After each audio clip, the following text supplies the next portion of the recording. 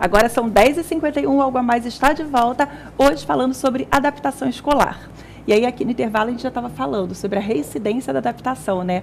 As crianças que começam muito bem, depois de alguns dias parece que desanda um pouquinho. Acontece muito? Acontece. Às vezes até a criança começa e ela fica doente, ela para de uma semana e quando ela volta, aí a gente tem que ter sensibilidade, pegar essa criança, mostrar alguma coisa diferente. E aí começa de novo, aí é tudo uma adaptação nova, né? Aí geralmente eu tiro essa criança da sala, levo ela para outro ambiente, porque quando ela chora na sala, a tendência é todo mundo chorar, né? Então tira ela, vê uma coisa nova, até ela se distrair, para ela aos poucos ir voltando para a rotina da escola. E quando a criança é um pouco mais velha e às vezes não mudou de escola, não mudou a turma, e mesmo assim, no início do ano, sente uma dificuldade, acaba chorando, não querendo ficar. Como que os pais devem agir? Aquilo que eu te falei, eu acho que o pai tem que ter sempre a segurança de falar que não, que ele precisa ir, que ele precisa estudar e que aquilo ali tá tudo bem, aquele ambiente é o ambiente ideal que o pai escolheu para ele ficar, que aí as coisas vão fluindo. É conversa, né, Cris? Eu acho que às vezes pode ser que subestima a criança de compreensão, né, até os mais novos ou mesmo os mais velhos, mas eles entendem quando você conversa com eles, explica, né? Claro que voltando das férias, até a gente tem um período de adaptação ao trabalho de novo, né? Questão da rotina, a rotina, né? Que é tão Acordar importante. de novo e lá dar aquela preguicinha a mais. Mas no caso de uma criança que está em formação, né, você conversar com ele, a gente vê isso até naquele quesito dos pais que às vezes saem escondidos, né, e não conseguem conversar e dizer que aquilo é assim mesmo, é para ele, é para o pai e é um período que passa, né, porque a noção de tempo deles não existe, né, eles querem aquilo para agora, né, não Sim. tem. Então, até eles adquirirem essa noção de tempo que o pai vai voltar e que as coisas acontecem, né? Mas são etapas, né? Isso é um aprendizado, né? E às vezes algum evento acontece em casa ou chega uma tia e vem ficar uma semana, ele quer ficar em casa, né? Então, mas com conversa eles entendem. Às vezes a gente não consegue passar isso na conversa, né? Mas para os pais sentarem, tirarem um tempo, como eles já faz. Isso é um exemplo, né, no final do dia, aquilo é o meu horário com o filho e agora eu vou me direcionar para ele, né? Isso é muito importante, eles sentirem que você está se colocando para eles e explicando as coisas, né, que a gente está para isso, para educar isso, né? Engraçado que eu comecei nosso bate-papo pensando assim, a professora é o ponto-chave dessa adaptação. E aí agora no bate-papo eu já acho que não, os pais são o ponto-chave dessa adaptação. Os pais. A adaptação é mais dos pais mesmo, sem dúvida nenhuma. E até para os filhos, essa segurança, essa tranquilidade, isso é fundamental, né? Sem que eles passem isso para a criança, é muito mais complicado. E tem uma perguntinha de uma telespectadora nossa, Maria Amélia Cardoso, que pergunta, nas situações em que a criança se agarra à mãe, é correto a professora tirar a criança do colo da mãe? Eu acho que depende, se a mãe tiver que sair naquele momento, né? Eu acho que eu faço isso, assim, eu pego a criança, lógico, com toda a delicadeza, tento mostrar alguma coisa para distrair a criança, mas eu sempre conversando com essa criança. A mamãe vai trabalhar e depois a sua mãe volta para te pegar, né? Eu nunca minto para as crianças, então eu acho que aí a adaptação é mais rápida, eles passam a ter segurança com a gente, né? Passam a ter vocês como um referencial de segurança. E a gente vê isso, Cris, aconteceu até, né? E a gente sabe, daí a mãe sai do portão para fora, a criança para de chorar. Então, o que é o fator, né? O fator é que essa dificuldade de desligamento, né? Tanto da mãe que passa para a criança, né? Então conversando, né, como a Eliane faz acertadamente, pode retirar sim, né, e a criança entende, né? Então, mas a segurança que é passada pela mãe, que vai determinar também esse bem-estar que ela vai ter logo no próximo instante. E nós conversamos aqui também o porquê que com a mãe é mais difícil. Na maioria das vezes, a gente estava comentando no intervalo, se o pai leva com você assim... É, sempre. Pois é, lá em casa também. Se o pai leva, vai sozinho, puxa a mochila, tchau, e foi. Por que com a mãe, às vezes, tem choro, tem aquela chantagemzinha emocional? Eu brinco que é a cara do gatinho do Shrek, que é aquele olhinho pidão. Por que é mais complicado, geralmente, esse corte com a mãe? Porque a afinidade com a mãe é outra, né? A ligação é umbilical, né? Claro que isso vai diminuindo, né? E com o pai não tem, o pai é mais objetivo, normalmente o homem, né? E a criança sabe quando apela com a mãe muito cede, né? E também quando a gente falou, né, Elisângela, quando a criança está no aperto e tal, quem que ela pede? A mãe, né? Então a ligação com a mãe é estreita, né? É de pele. E com o pai não, então com o pai não vai ter choro, não adianta. Então tá bom, eu vou ficar bem mesmo, né? Então aquele ditado mãe é corretíssimo. É insubstituível, né? Mãe é mãe. A gente tenta, mas ela é insubstituível, ela é única, né? A gente estava falando isso, até o cheiro, quando ainda está em fase de amamentação, passa o dia sem amamentar, quando a mãe chega, né? Nossa, é muito...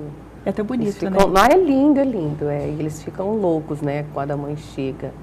Lá do portão já ficam super alegres, né? E já, nesse momento, eles já estão com saudade, né? Já ficaram na escola há algum tempo, já está na hora da mamãe ir lá fazer um cafunézinho. E a chegada de um irmão? Isso é uma nova adaptação que geralmente reflete na escola. Você já está programando? Já tenho outro de 1 mês. Eles podem dizer como o Pedro está se comportando. Então, ótimo, temos um caso vivo de 1 mês aqui. 1 mês. E aí, como é que é esse momento? Então, assim, né, eu comentei com o Renan e com a Elisângela, quando o neném nascesse, não era para deixar de levar o Pedro para a escola, né? Porque já chegou um irmãozinho novo, né? As atenções voltadas para esse neném. E foi super tranquilo, o Pedro continua indo na escola todos os dias e a gente conversa, fala do irmão e está sendo super tranquilo, eu acho que em casa também, né? Ele é muito amoroso com o irmão. Até o que o Jean disse, né? Quando chega alguém em casa, por exemplo, quando nós recebemos uma visita, uma avó que vem e fica uma semana, e nesses dias eu procuro não deixar de levar ele para a escola, porque senão depois eu sei que ele vai sofrer muito mais. Na verdade, não sou eu que não deixo de levá-lo, né? É o pai, porque por mim, todo dia de manhã eu falo, vamos deixar ele hoje em casa. Só hoje, daí o pai é mais duro. Realmente, em casa o pai é mais duro. Ele fala, não, nós vamos levar ele para a escola. Nem se for um período, né? Às vezes a gente busca ele um pouco mais cedo, leva ele só até no período, até na hora do almoço, mas nós não deixamos de levá-lo. E agora com o irmãozinho, acho que de fato, é o que a Eliane falou, né? Ele se adaptou super bem, mas porque nós não deixamos ele ficar em casa, Mas né? em momento algum ele teve uma restrição de, me deixa ficar, pediu? Não. Que bom, ele está extremamente adaptado, então. Tá. É uma rotina que já faz parte. Eventualmente, pela manhã, quando ele está muito com sono ainda, não descansou direito, às vezes ele fala, não quero ir para a escola. Mas aí logo ele já desperta e vai numa boa. Em algum momento, você planejou assim, a segunda gestação e isso te influenciou no momento de colocar o Pedro na escola, o mais velho? Não. Porque muitas mães fazem, eu fui uma que fiz isso. Na hora que eu soube que eu estava grávida, de imediato eu coloquei o meu mais velho na escola, porque eu sabia que a época que eu gostaria ia coincidir com a chegada do caçula. Eu falei, eu não posso conciliar as duas coisas. A chegada de um novo irmão em casa e aí sim ele sair de casa para a escola. Não sei se eu fiz certo, mas foi o meu pensamento na época. Pensado, seria o meu foi pura coincidência. No meu caso foi pura coincidência, porque eu tinha já optado por colocar na escola no final do ano passado, né? Então, acho que outubro, novembro do ano passado, nessa época, eu comecei já a pesquisar as escolas, né? Ver a proximidade, porque acho que isso é uma coisa importante também, né? O trânsito, então, você tem que ser próximo do meu trabalho, próximo da minha casa, né? E, logicamente, que o lugar também é importante. Então, nessa época, mais ou menos, nós começamos a procurar. E eu fui saber que eu estava grávida só em janeiro do ano seguinte, né? Então, ele já estava, embora ele tenha começado na escolinha em fevereiro, já estava programado ele começar em fevereiro. Então, mas eu acho que foi realmente... E se você fosse programar, talvez fosse a época correta. Correta. Perfeita, né? Deu muito certo. E para aquelas crianças que não aceitam, que acham que a chegada do irmão, tipo, minha mãe está com meu irmão em casa, eu também tenho que ficar. Além de não deixar de levar, mas pode acontecer uma necessidade de uma readaptação, porque a criança pode rejeitar um pouco a escola, por mais adaptada que esteja, porque vai ver a mãe em casa, às vezes uma mãe que trabalha, ela vai ter aquela licença maternidade, ela vai estar mais tempo em casa. Ele pode perceber, poxa, por que eu não posso ficar também? Como agir? Eu acho que nessa hora os pais têm que ser firmes, né? Porque eu acho que os pais, eles sabem o que é melhor para os filhos. Tem que ser firme e fazer com que essa criança vá para a escola, conversando, explicando para ela por que ela tem que continuar indo para a escola. Eu acho que os pais têm que ser firmes nesse momento. E a questão dos pais que mudam, tem alguns que quase anualmente de escola, não criam aquela ligação da criança, que todo ano muda. Isso pode influenciar um pouco a dificuldade? Depende da criança? Isso é benéfico, é maléfico, ou independe? Eu acho que depende da criança, mas eu acho que os pais têm que criar um vínculo com a escola. Por isso que tem que ser uma escolha bem acertada, para aquela criança ficar alguns anos ali, né? Eu acho que não é interessante para a criança todo ano mudar de escola. As escolas hoje têm um acompanhamento psicológico, né? Sempre tem acompanhamento de um psicólogo lá dentro, fazendo parte da equipe. Isso é fundamental. Não é obrigatório ainda, né? A gente até pleita que seja, mas faz a diferença. Eu não sou suspeito de falar, né? Eu sou psicólogo, mas a gente consegue enxergar algumas coisas no cotidiano, né? Olhando com um olhar mais distante, né? Para ajustar algumas peças para andarem melhor. Né? Consegue conversar com as professoras também, né? As cuidadoras, e quando precisar conversar com os pais, né? Para dar um auxílio, que às vezes é filho único, às vezes, né? Você não tem parâmetros, quem está perto não consegue enxergar, né? A gente dá um suporte, né? que faz a diferença às vezes nas relações com a escola, dos pais, das crianças entre elas, né? Inclusive, acontece muito de criança morder, né? Eu vou falar agora. O Pedro teve uma fase, né? E daí a gente procura ajustar isso, né? E a mãe das crianças que é mordida, né? Ficam mordidas também, muito triste, né? Mas a gente sabe que quem sofre mais é a mãe da criança que está mordendo, né? Porque é algo que você tem que contornar, né? Então, embora se o seu filho foi mordido, fique sabendo que a mãe do que morde é que está numa situação mais delicada, né? Porque ninguém deseja, né? E acontece frequente, né? Sim, acontece até muito, né? A gente vê diversos casos relatados. E como lidar com essa situação, Jean? Conversando, tentando chamar os pais, tentando enxergar o contexto, né, ver o que está em déficit para aquela criança, para aquela relação com os pais e dando algumas orientações, né, como realmente o que está faltando. Normalmente é uma maneira de se expressar, né, a mordida ele não consegue se expressar de outra forma, está numa fase oral e vai morder, né? Porque aquela é a forma que ele, no momento, tem de se colocar, né? No caso do Pedro, acho que duas coisas influenciaram nas mordidas, né? Primeiro, que ele ainda não falava, então ele já era um menino, ele é um menino grande, né? Tanto é que ele fica com as crianças de 4 anos, ele tem idade das crianças, o tamanho dele é das crianças de 4 anos. Embora ele seja um bebezão. Então, eu acho que ele não conseguir se comunicar naquele momento, é o que o Jean falou. Então, ele não falava, ele entrou para a escolinha praticamente falando pequenas palavras, né? Então, ele não conseguia se expressar. E outra coisa, que eu acho que foi um erro nosso, né? Que depois, conversando com o Jean e conversando com outras mães, que nós sempre brincamos com o Pedro, desde bebezinho, de morder ele. Sabe assim, aquela mordidinha, assim? Porque ele sempre foi fofinho, gostosinho. Então, eu vou dar uma mordida. A gente fala, tem uma mordida, dá uma mordida. Né? Então, toda vez que ia trocar, dava uns apertões, umas mordidinhas. Para ele, aquilo era sinônimo de amor. Então, eu não sei se era essa relação que ele associava, entendeu? Talvez se fosse essa. Depois que nós conversamos, depois que aconteceu, o caso ocorreu lá na escolinha, nós paramos com isso. E com o outro bebê, nem pensar, né? Então, e aí juntou o fato dele não conseguir se expressar verbalmente. Então, acho que foi isso. Foi uma válvula, né? Ele antes era sozinho em casa, né? Daí lá toda a atenção era para ele, tinha que né? dividir, tinha que interagir. E a boca era uma das formas, eu não estava falando ainda, né? E aí, além de tudo, né, de conversar, ver por que essa criança está mordendo, as professoras, as monitoras, o cuidado redobrado em cima das crianças, né? Nesse momento, que é uma fase, isso vai depois passa, mas nesse momento tem que ter muito cuidado, né? Olhar bem para essa criança, assim, para evitar que isso ocorra novamente. É porque a gente ouve demais e é delicado. Vocês falaram, para ambas as partes. Muitas vezes a mãe do mordido não imagina que para a mãe do que morde, às vezes é mais doloroso ainda, é mais angustiante, difícil. Né? Sim. E às vezes a mãe do que foi mordido não entende que são 2 bebês. Que aquilo não é proposital, né? Porque são 2 bebês, criança de 1 ano e meio. Né? É difícil até de você dialogar, né?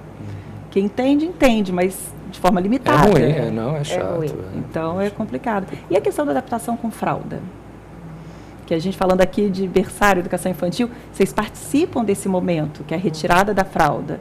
E que é um momento também de angústia para a mãe, de uma adaptação familiar. Como é que funciona? O que tem de dica? O que a gente pode ajudar quem está nos assistindo nesse momento? Então, assim, tem escolas que estipulam uma data. Essa data, todas as crianças da sala do maternal 1 vão tirar a fralda. Lá não, nós optamos por ser uma decisão de casa. Então, é uma decisão dos pais e aí eles comunicam com a gente e a gente faz essa ajuda, né?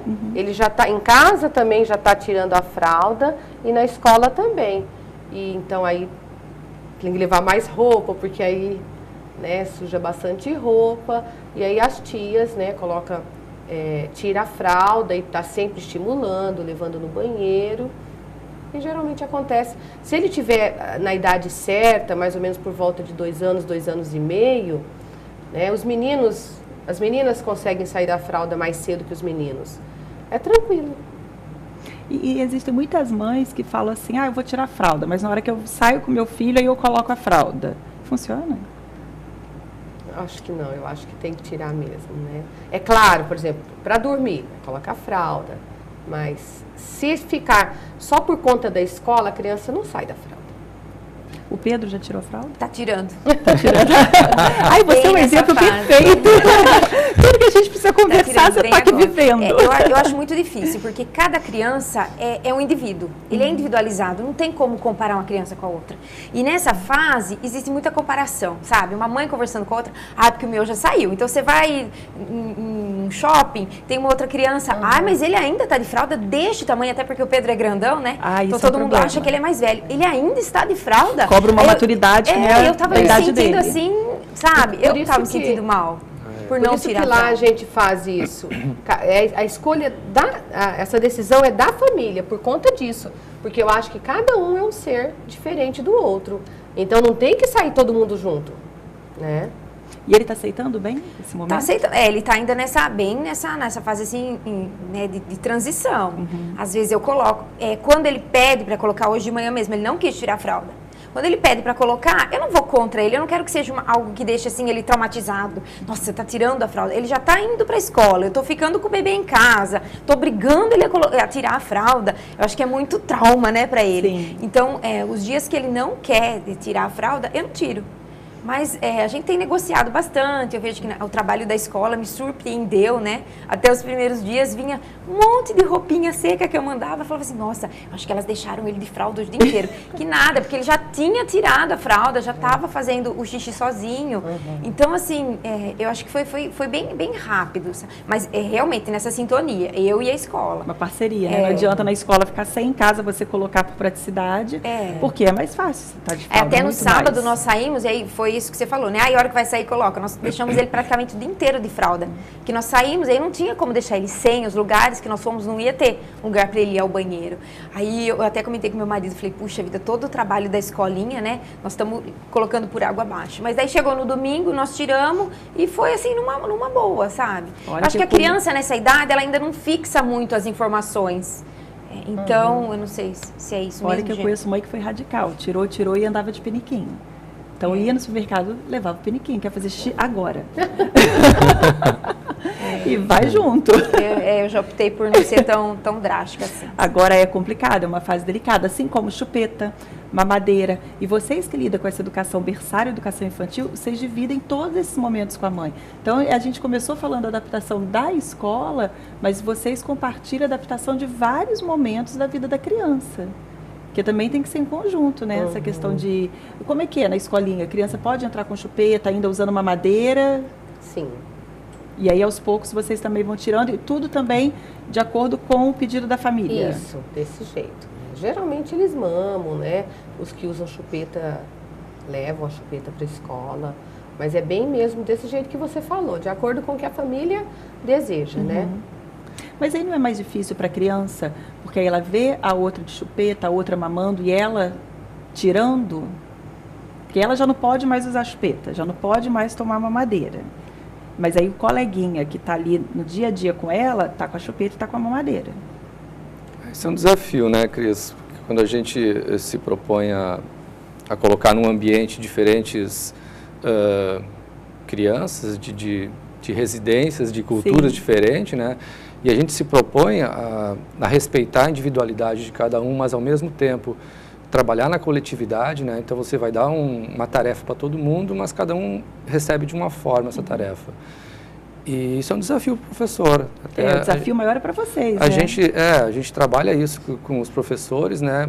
De conseguir respeitar a individualidade deles, mas ao mesmo tempo trabalhar na coletividade, porque é uma turminha que vai ter que fazer essa tarefa, que tem hora para lanchar, que tem hora para o banho, né? E eles começam a entender isso, que eles caminham juntos, mas uma hora um quer ir no banheiro, daí o outro quer ficar descalço, então a gente tenta respeitar essa individualidade também, né? Isso é uma proposta porque justamente isso que você falou, que cada um é único.